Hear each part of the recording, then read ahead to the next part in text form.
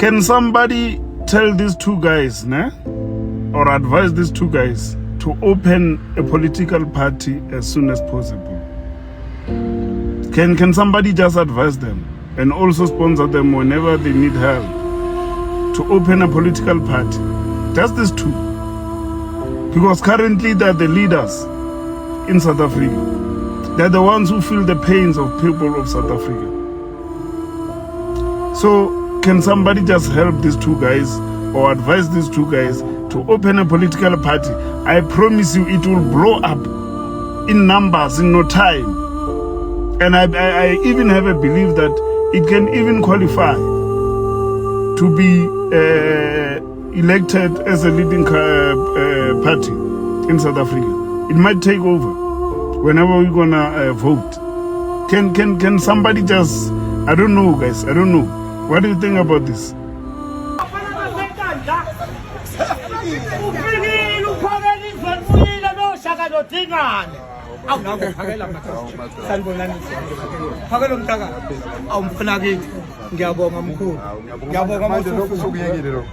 Ay, namhlanje ngisindile kufika wena. Ngivele ngakulahla namhlanje. Manje uphakela ula uzothe bazothela inkani. Wephakela la mfowethu la. Lento ade sayiqala. Sikhipha amashangane phambi kwetolo la. Phambi kwetolo. Sikhipha amashangane mfowethu la phambi. Lawa awale Mozambique, hayi lawa wala eGuyana ngithi. Hayi lawa la seGuyana. Lawa la eMozambique. Lawa seMozambique. Amen. Aphambi kwetolo zonke itola dayisa khona ngiqoqa abadayisi laba bakithi enkani akususweni laba abantu beme sayidini ngoba manje la asikwazi ukusebenza inkandla yenele thina phakela incane kahle usuyibonile mfowethu ukuthi ayinama fem ayinato ayinani nje uyabona nje mfowethu uyangezwa sizompi intshwa lapho ke kule nkandla ethengekho ngiyabonga sekulungile sokulungile phakela umthakathi wabona uma usufika wena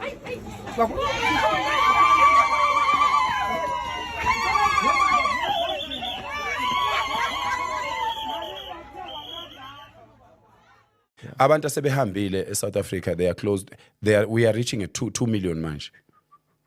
Voluntarily leaving South Africa. We are going to reach, we got our intel from the border and from other sources.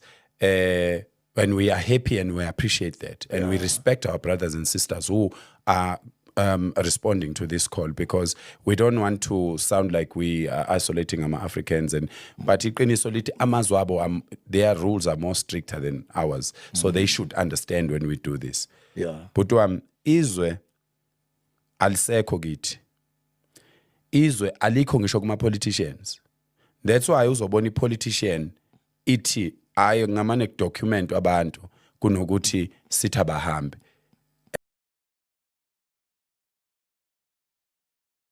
Uhulumeni okuza abantu bakho asesabethe na igazi. Uhulumeni okuza abantu bakho la siyohlangana khona kuyophela abantu. Ilungwanyana walifiera wa mopedi a lepele ko matchen match nagana. Asibongeni kakhulu President obhinqa nation ephana umthakathi mangobeze. Siyabonga niyalimela ilizwe lethu. Hayi shem. Hayi into ebetha abantu abanye yazini yabashaya futhi babetha kabi. Ama war club. Niyabona ama war club. Kinampedi. Mupedi serious ibile. Ka nnete ke nna mupedi. Azanga ka tlhokenya go ditshenyetsa nako. You have to learn other languages.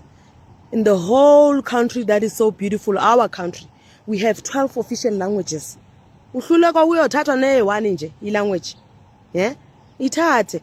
Because uzothi mase bayakhuluma bezulu uthi he ubathuke futhi. Awuzwa lutho ngisho. And ya frustrate siya understand. Ngovula nama case.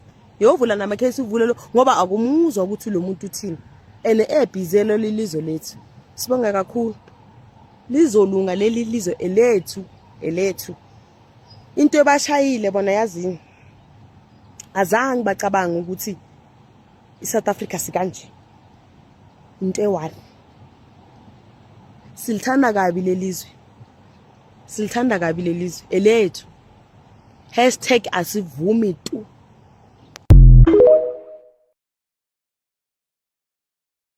Cha ke namhlanje mfana kithi impela ihlangene indlu kadingane nosenza ngakhona livukile izwe lakithi libuyile izwe lakithi namhlanje mawubona uphakela umthakathi nongizwe oshaka nodingane labo babuye bonke namhlanje sisazoke lokhu kuhlupheka kokula enkandla kekuqhele eduze kwethu ngoba sihlanganyelwa nabantu ezingabazi abamnyama ezingabazi babuya kuliphizwe asidayisa asinalutho yilokho nje abantu abamnyama Okay,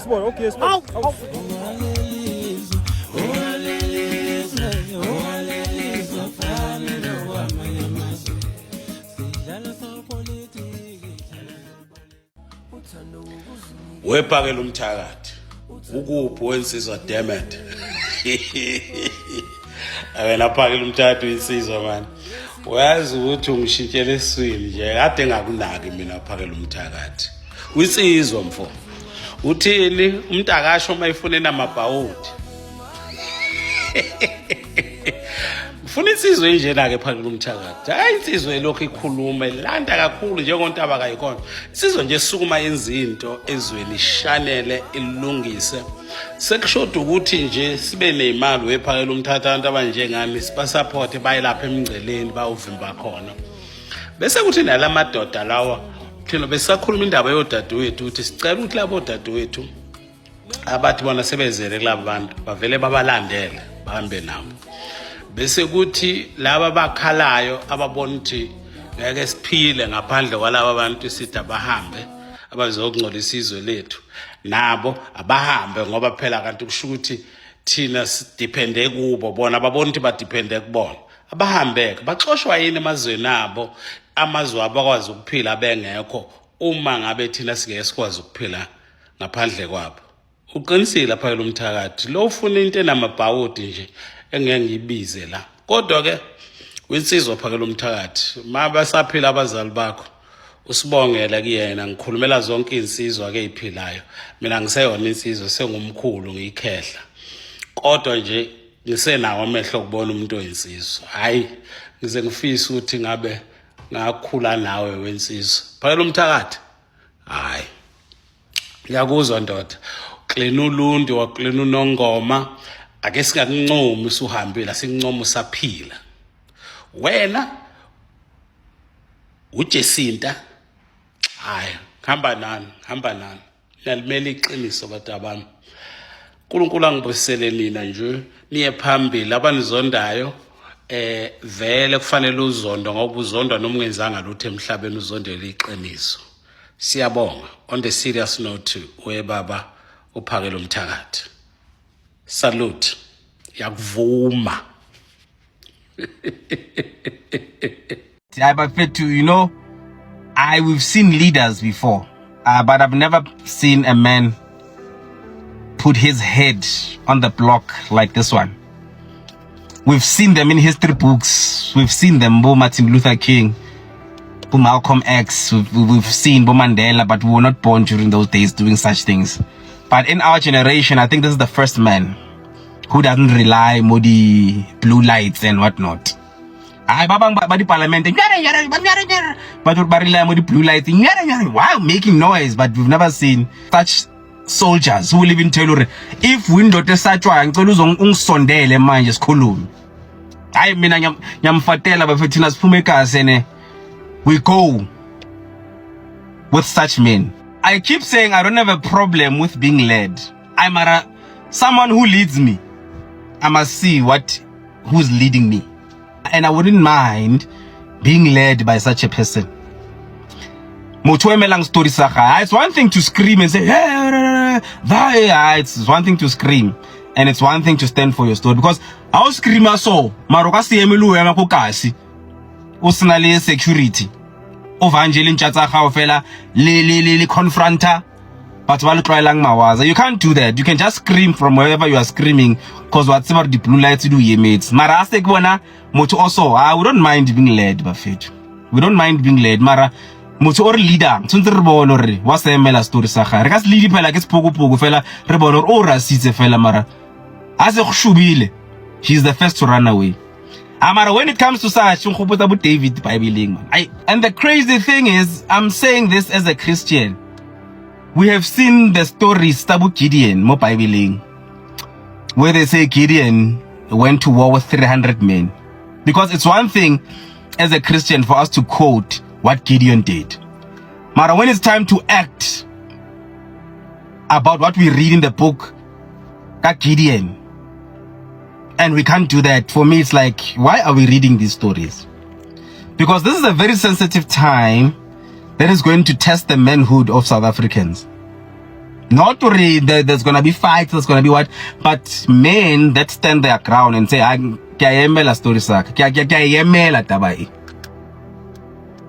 going to put my head on the line and say, because it involves the future of our children. It's one thing to go to, right, Gideon did this, Gideon did that. When it's time to be Gideon, are you Gideon or not? So we may believe in different things, me and Pagelum Tagati, Mara, from man to man. Because belief is one thing else. But at the end of the day, we are given bodies for this world. From man to man, and from the Christian principles, the Bible where men had to be men. And I see an anointing there. And I see leadership there. Because it's one thing to preach, man, but it's one thing to say, I'm this, I'm that. It's one thing to talk in parliament. And it's one thing to say, hey, Bafit. And I'm gonna do this thing. Hey. And another like man. From a man to man. I pagela kamvuma bafethu. Anyamfatela bafethu. Anyamvuma. We've never seen such. This is the first man in our generation that said, you know what? I'm gonna fight for my country. Anyone who criticizes this without coming up with an alternative solution, there are certain things Pagela may do that we don't agree with. But that's why my respect for him has got nothing to do with me agreeing with everything he does. My respect for him has to do everything with him being a man that stands for his story.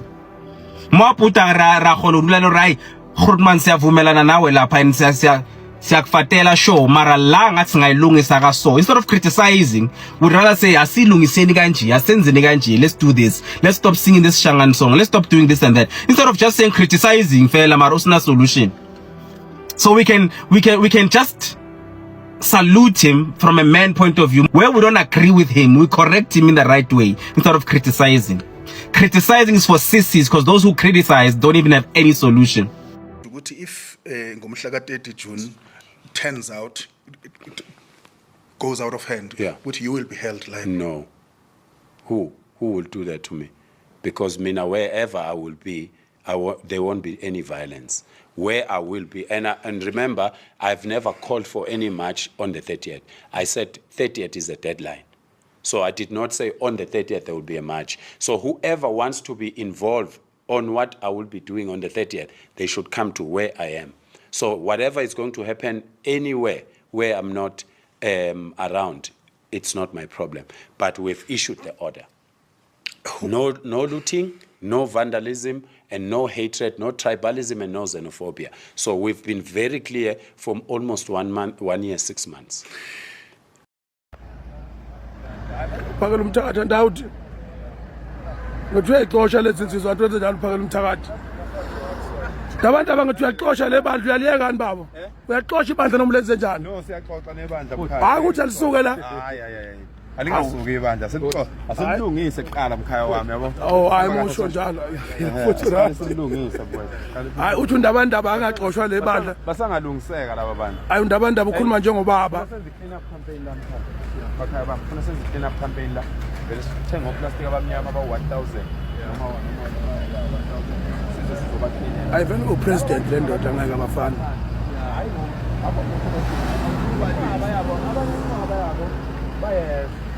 uyabona ngabona bajabula kanjani mangibatshela bakholelwa kuwe bakholelwa mina ngihamba ngala mkhaya ngakhuluma nabantu unganakile la kanti pay attention abantu banginakisa into engayinakile bathi amapharani lalela sengathi akhandwe yini hey Webhuti uphakela umthakathi. Uyabona mangikhuluma iqiniso ngingekho kwipolitiki, ngingekho ndawo ngineutral, ngihonest.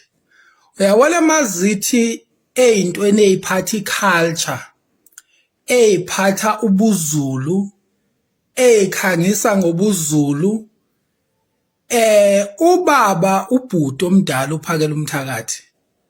Hayi upowerful ngeke futhi umenze lutho lento le ikuye lento le yokuba insizwa yomZulu okuba indoda yomZulu ikuye lento ngisho ngathiwa nje sifikelwa ama tourist la eMzansi athi afuna ukubona ukwazi ngoZulu mawungaletha uphakela umthakathi ngayo yonke into by behavior ngisho ama morals futhi kubhuti uphakela umthakathi intact ama morals akhe as umuntu nomuntu omdala ubhuti omdala uchuza futhi ngokuba sound kwengqondo very sound ngikhuluma lana ngeposition yakhe engekho politicized umuntu eyindoda yakwaZulu culturally Zulu man umthole ke ngekho politicized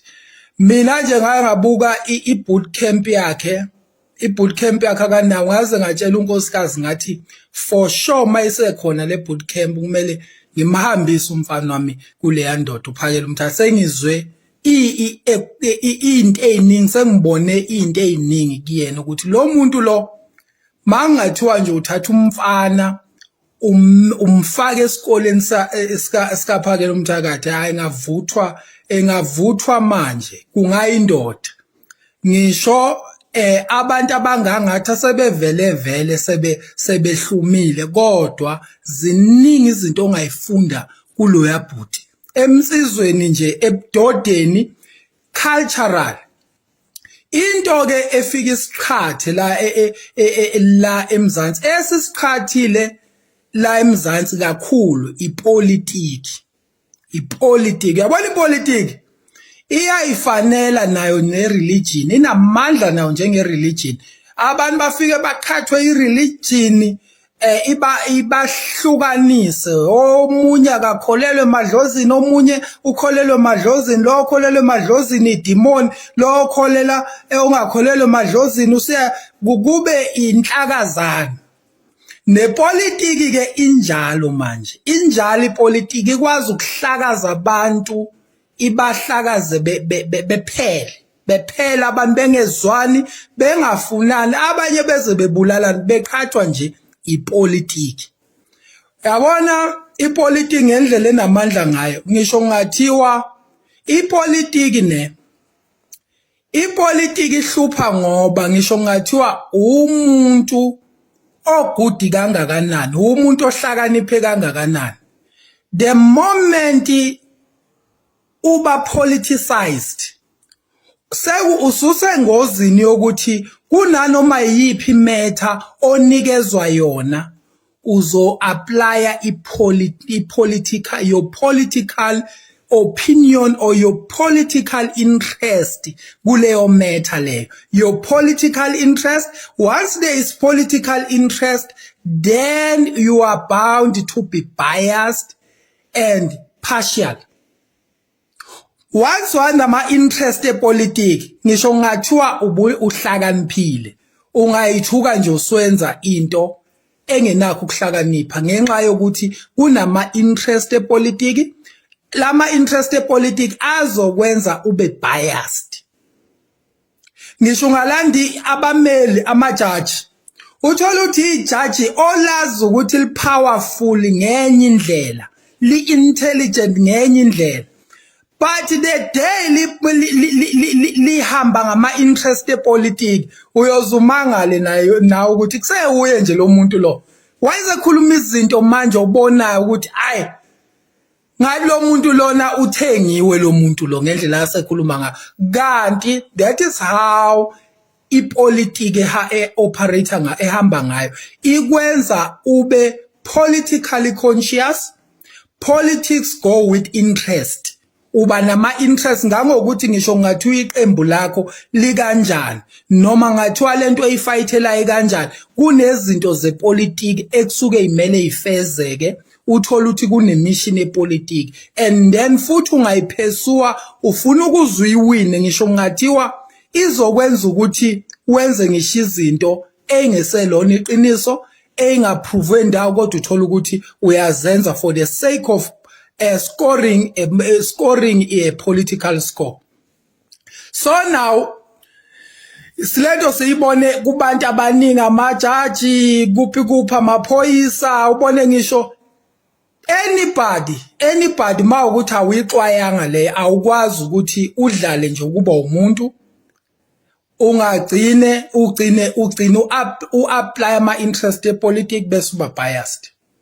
Uyabona nje ubaba uphakela umthathu ubhuluphakela umthathu njengoba ngisho nje hayi mawuza lezi zinye hayi baba hayi ukuya nokubuya ngeke ubuye kuyena unzima kakhulu manje la kwa mase ngene ipolitiki la khona sekungena ekutheni for example nje iexample esimple yini ashade noMalema abe noMalema ishaqa sebevezile bonke no ngizwe baveza bonke bathena onke ama political leaders athule ngalolu daba ayabadayisa kanye nama foreigners baze baveza ngisho uphala umthatha ethi ngisho amakhosi akanye nama foreigners soma ukuthi ama political leaders akanye nama foreigners amakhosi akanye nama foreigners why phoni dealer nomuntu oyedwa lento ni branda kumuntu oyedwa uJulius Malema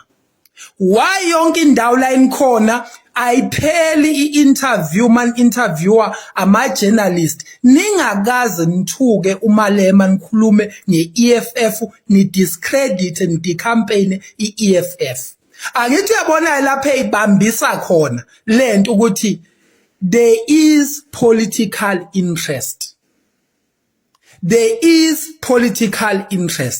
la invele niyibambise khona uthola ukuthi uzwa umuntu omazi ukuthi njengoba ngisho nje uphala umthathu is very sound engqondweni kodwa mayesengene lapho yeza ukuthi yanhlanhlatha manje ubhuti omdala uyanhlanhlatha uhamba le kude ngenxa yokuthi inhliziyo imlidela somewhere is interested somewhere politically khona mase kunemission manje yokudiscredita iqembu yokudiscredita a particular leader, political leader. Uthola ukuthi yonke indawo la ungababona bakhuluma ngaye. Yonke indawo la ungababona khona bakhuluma ngeEFF. Bafuna ukukhipha enhlizweni iEFF kubantu base KZN.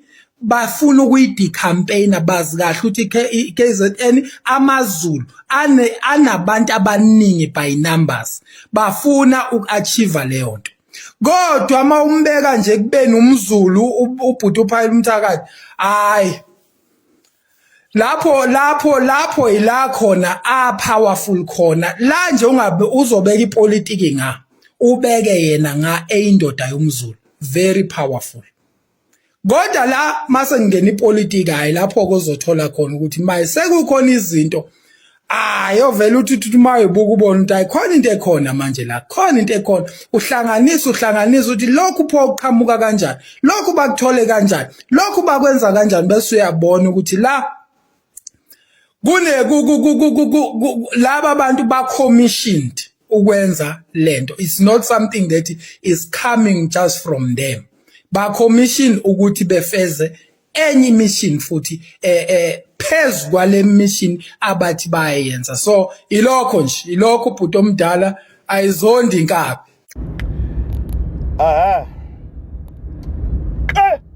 awuzwake bafowethu cha yimi lo le message lena ngicela ukuyisa straight le message engiyifaka manje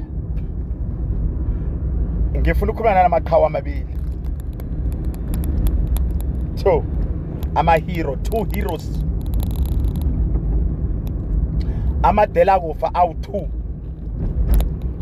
izinto engenandaba masifuna ukwenza into ziyayenza. Gagela wobani uphakela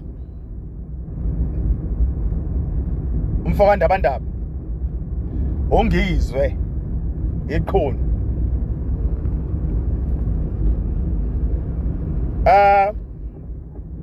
wensizwe le message le iphuma ensizweni yomswati Swati ke mina bafowethu ngeke nginikhohlise umfana waseMpumalanga oyiphanda leli serious eliphanda ngendlela eright eqondile insizwe engahlehle engabiyele emuva uyabona ngizontshela isitha senu sisodwa oyinsizwe uma ningagada leso sitha senu leso noma ngabe yini eniplanile lengingayazi mina niyowina. Uyabona alikho iqembu elanyakazisa iSouth Africa iphelele njengeqembu leli ekuthiwa iCope. Umbazi Mashilowa ehlangene no Likota, the late uLikota labe Cope.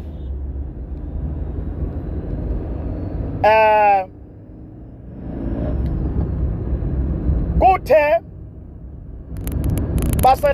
basayihlelile into yabo kwangena noma kwafika isifo sokungaboni ngasolinye bahlukana phakathi. Khumbule manihlukana ukuthi omunye uyozwana nezitha zomunye. Sengiyakhuluma nawe umsebenzi wami ngumfundisi la ungena khona. Awusengiphakathi. Yila ke mina ngena khona mina ke wena iqembu le insizweni noma ibhinqa nation noma imash and mash mina pastorino ngifitha yonke indawo mina fitha yonke indawo mina ke mfundisi wamaqiniso la eSouth Africa akujiki lokho futhi lo nje sekuphasisiwe lalelani iCope yaqedwa noma 500 meters yaphelelwa turn right amandla onto R558 yaphelelwa amandla iCope nizongixolela ku-direction labakithi ngisendleleni kulate manje uthi ngingalinda ukuthi ngime ngiyadrive lapha bafethu ngiyadrive ngibusy kodwa kumele ngiyenze le kumele nenze ningamnaki lo mlumbo ongidrivayo lo ongidirectayo miyekeleni ningaphazanyiswa. Qaphelani ke ngizwe turn right onto R558 qaphelani ke ngizwe nawe mfowethu mfoka ndabandaba hayi uma ngobe sanginankinga naye ngoba umuntu wesifazane bakithi noma ngazabe iqhawekazi kanjani uhleze nako lokuyithoba so yena ke angimboni kuumuntu engamfaka kulezi 400 meters keep left angimboni kuumuntu engamfaka kulezi indaba engikhuluma ngazo uma ngobe sasemkhipheni ngoba vele uma ngobese njoba ngithi asimkhipheni ukuthi ngiyazi ukuthi yena vele uyohleze imbokodo ehlezi ivikelekile kodwa la kuphakela nongizwe ufuna ngizweni kahle ila ngize khona vula indlebe nje nonke ningilalele 5.2 kilometers exit to the left to exit R558 Lenasia ningilalele kahle ngibamba nje le direction lapha ngifuna ningilalele kahle ngifuna nje ningizwe ngifuna ningizwe kahle awuzweke sengiyibambile i-direction mamela ke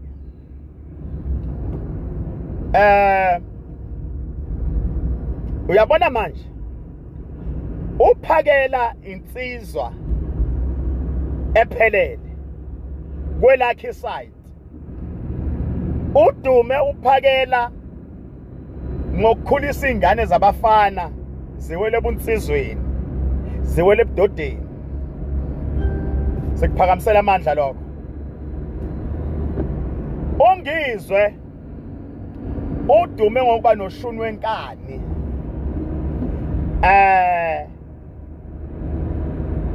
nokuba ilento ayiyona manje sengeke siyiqhaze yabo bathi ke uyayenza into yakhe noma ngabe wenza into nje engathi shu ivele inakeke uphiwe le nto leyo yingakho noma waphuma okhosini igama lakhe alizange lawa phansi ngoba akanceni nje ukwenza noma ngabe yini ukuthi ahlale akumap yingakho namhlanje waziqalela indaba yokuba inkosi emabhinqa wagcina vele nesilo sesisho cha simvuma ukuthi inkosi emabhinqa sikushayela izandla lokho ubutsizwa lokho yona nto ke manje bakithi ngifuna ukukhuluma ngayo leyo ukuthi qaphelani ke madoda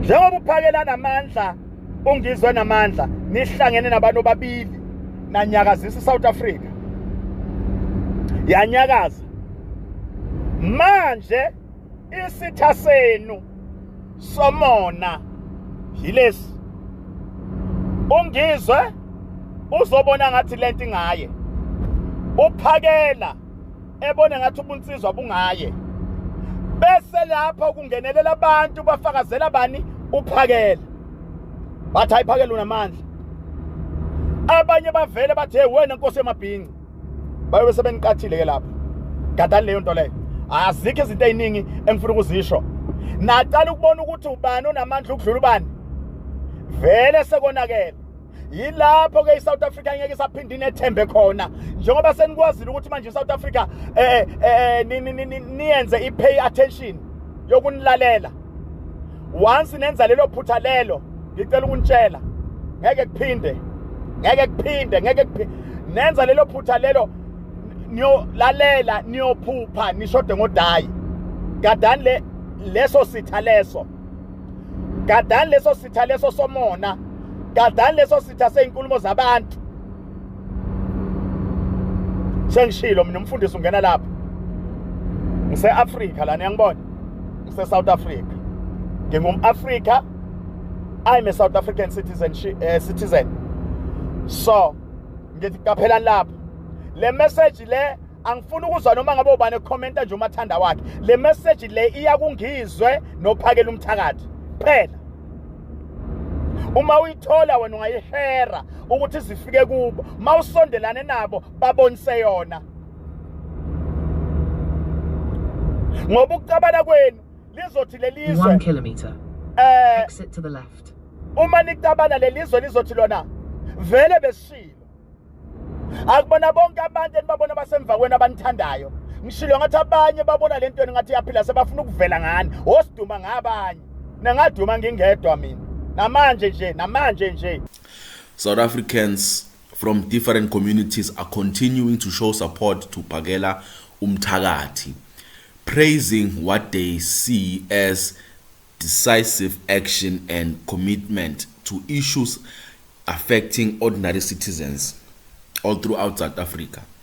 Many supporters argue that while current political leaders, the ones that we currently have, including the president, make promises and hold press conferences, they have failed to deliver meaningful change on the ground. Phakela Umthakathi is different though, because this man here, Phakela Umthakathi, he's a man of action. He's not a man of many words but no action. He's a man of few words and more action. And he is a real leader. As you can see, most people can see or fail to see this guy here, Phakela Umthakathi. He is a leader. And I'm sure that many of the people in political parties are now like jealous of this guy is a real leader. Because across social media, some people are calling Phakela Umthakathi a man of action, saying he is doing what many elected leaders have not been willing to do. Others have even suggested that he should consider starting a political party, believing that South Africa needs new leadership and a fresh direction. These supporters say the country deserves leaders who listen to people take action and put the interest of South Africans first. Because it's not like Cyril Ramaphosa can't do anything about it. His word is also power. Cyril Ramaphosa has a lot of power, but he doesn't want to initiate things. He can initiate the fastest deportation. Look at what this guy, President Cyril Ramaphosa, did during COVID-19. Everyone was in their house. Everyone listened. They stay in their homes. And there were soldiers patrolling all over South Africa. He has that power. He also has more power to speed up this deportation thing. So, but then I would love to know what you think in the comment section. Please share your thoughts in the comment section. I would really love to know what your thoughts are in the comment section, because whether one agrees with these views or not, the growing public discussion highlights the frustration many citizens feel about the current state of leadership and the desire for change in our land, South Africa.